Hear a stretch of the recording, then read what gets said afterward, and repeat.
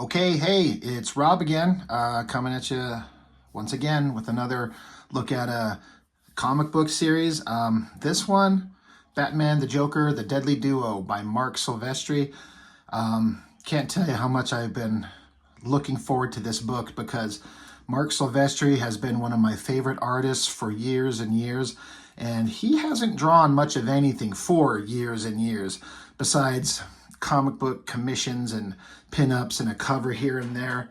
But the thing that, as a comic book reader and especially as a comic book maker and an artist and a writer of my own, amateur stuff, the stuff that you want to see that your favorite artists do is you want to see him draw a book, not just covers or pinups. You want to see him draw a whole series. And this thing has been presumably several years in the making. I'm not sure what the reasons were, why it was delayed. I actually had the chance to speak to one of his inkers from back in the day, Matt Banning. They call him Bat just for short, professional comic inker. And he talked to me about his opinion on the hows and whys, and I won't go into it. It doesn't really matter. But he had his kind of opinions on what made it be delayed. But all that aside, it's here. I actually have this book one. We've got book two. I've got book four. My local shop has been struggling getting a certain shipment in that missed book three, so that's coming. So I've read the first two. I've only flipped through number four because I don't want to read it until I got book three. But we'll look at least one, book one, maybe two. We'll see about number four as far as just flipping through it because I'm kind of mainly here just to look at the amazing art. Something that's already standing out to me, I'm not sure what they call it. I'm trying to see if I can get the camera to pick it up. If you see the figure on Batman, how it's glossy and shiny versus the rest of it, I don't know if they call that a spot varnish. I think that's what the term is. They do that on these covers. That looks like that's picking up how the figures are in this really glossy kind of finish on the cover versus the rest of it. Just really neat. I don't know how they do that. It doesn't really matter how because it just looks great. Anyway, let's look at him. Batman, the Joker, Deadly Duo. Anybody who's followed Marc Silvestri's work, he's gone through several iterations of his art style. The way he draws, like his fundamental skills are there. He can draw better than any of the original founding image guys. He's the best artist by far and one of the top artists in the industry, no matter what. This book, he's doing his own pencils and inks, but he's doing an inking style where it's a very scratchy, scribbly look, as opposed to a traditional artist. I've got out a book that's black and white artwork from his past, years and years ago. I don't know how to put it, but like this is the same guy, the same artist, but he's doing pencils and he has a inker by the name of Dan Green doing the inks on this. That run on Wolverine, Marc Silvestri's ink or pencils with inks by Dan Green, man, that stuff is great. I've got this book of collected black and white art, and a big chunk of it is Marc Silvestri. And one of these days, I want to go through a lot of this to look at his black and white artwork, but just to show you kind of a comparison of what his artwork looks like now versus, current plus back then. Let's even flip to the back of it. This is one of the highlights of this book, is that they're printing black and white artwork minus the color for those of us who really like to see that kind of thing. If you wouldn't know, I'd imagine like just a regular everyday person wouldn't realize that this is the same person. It's kind of hard to identify unless you know. I can see the Marc Silvestri similarities, but I've followed his work for 3 decades. But it's a lot more, I don't want to say scratchy, implying negative, any kind of negative connotation, but he's just doing a unique, different take, and that's good. An artist needs to explore and try different things, but there's something about this that just works really well for me. But that's all right. We'll just put that away anyway. And let's get into this a little bit. Starts out, Harley Quinn, she's captured by somebody, some unseen force. She doesn't look too concerned. She knows her pudding. Joker's going to get her out. And then the story starts. Honestly, you know, it's kind of, I guess, a lot of cookie cutter stuff is how I can put it. It's a lot of setup. I mean, you got to have Batman. You got to have a mystery. You got to have a murder, some kind of thing for him to investigate. Batman showing up on the crime scene to do some detective work. You know, all tried and true stuff. But you got to have some kind of setup to get your ducks in a row before you get a really good payoff. Just the drawing here. The hat, the face, the way he does clothing, folds, shadows. That's a great face. He's just so good. Marc Silvestri is just a master of everything.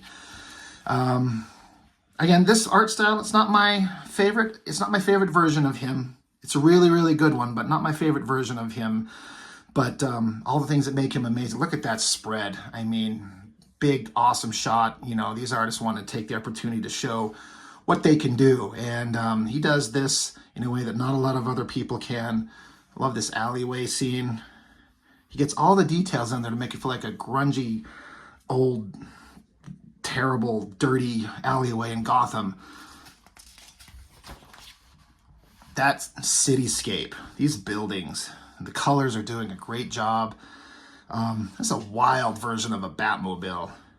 He always does kind of interesting, organic, technological looking things. And this car, you'll see a couple more versions of it where it's a very unique take. Not my favorite, but pretty cool.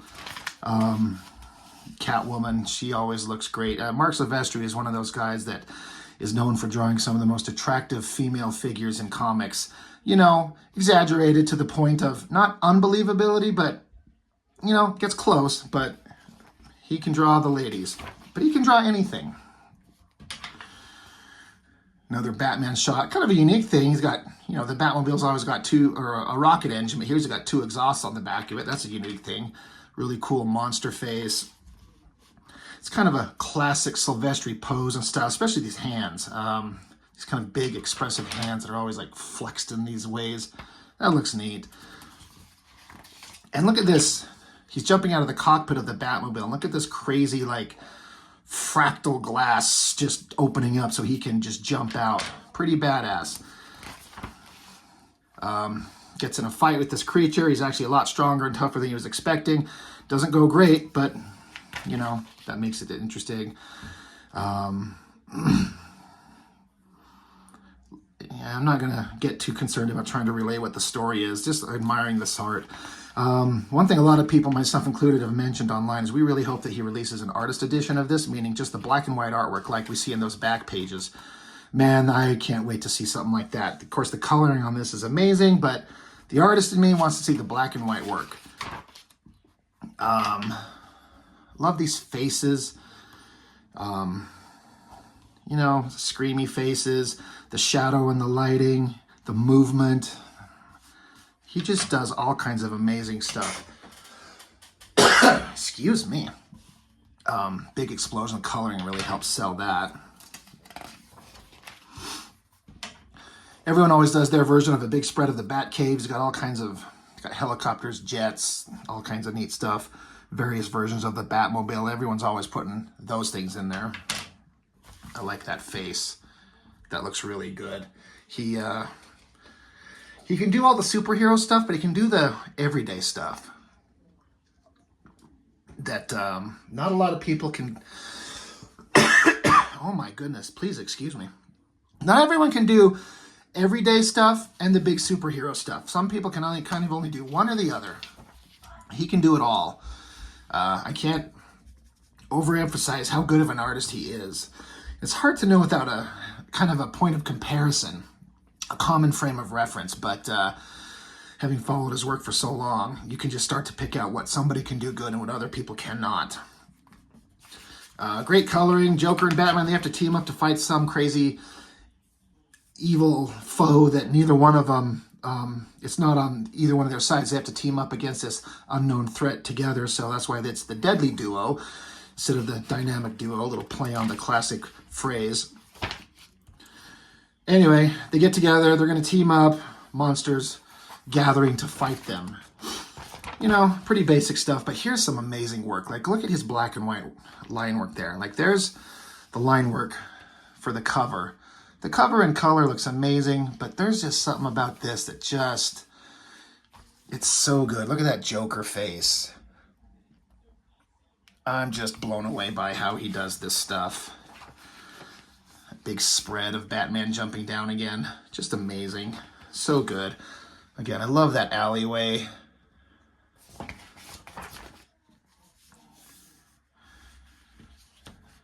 Great art, just so amazing. I'd love to see, it'd be great to be able to watch him actually do this, sit in the room with him and just quietly sit in the corner and watch him draw. I would just be such a learning experience. Really like that too.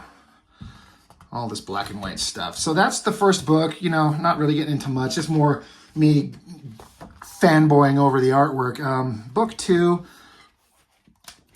kind of more of the same. I'm kind of just gonna go through this real quick. Want to look at the artwork, get to the black and white stuff in the back, of course. Another great double page spread. His figures, the dynamic poses, the body and the musculature, it's appropriately comic booky, but grounded enough in realism that you get what's going on. You're not trying to have a hard time believing what you're seeing, but it's dynamic and powerful. Just great, so good. And it's so sketchy, and so you can tell he's just basically taking his inking tools and just doing scribbly lines to just get in there and just get it done quick. It just gives it a whole new look and style that you've never seen him do before. Batman and Joker, they're just fighting these, whatever these creatures are. I don't know what they are. Another big, awesome shot. He does those so well.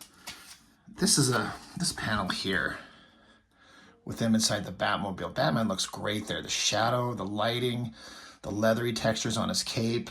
Joker's face looks appropriately crazy. It's great. This Harley, I love the way she looks, the expression on her face, the pose that she's in. This face, drawing profiles are hard. Doing this nose and the mouth and getting it look three-dimensional. Man, I've struggled with that forever, and it's very rare when I come up with a version that I feel like I nailed right. Is that awesome Batmobile again.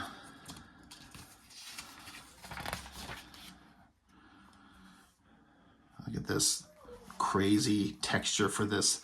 I guess we're still in the Batcave, yeah. It's just, he's got this way of doing it. His line work has always been described to me as organic. And I'm like, yeah, it's an organic look to it. Not technical, not rigid, not sterile. There's an organic life to it. I don't know how else to explain it. You either kind of get it or you don't. I don't know how else to put it.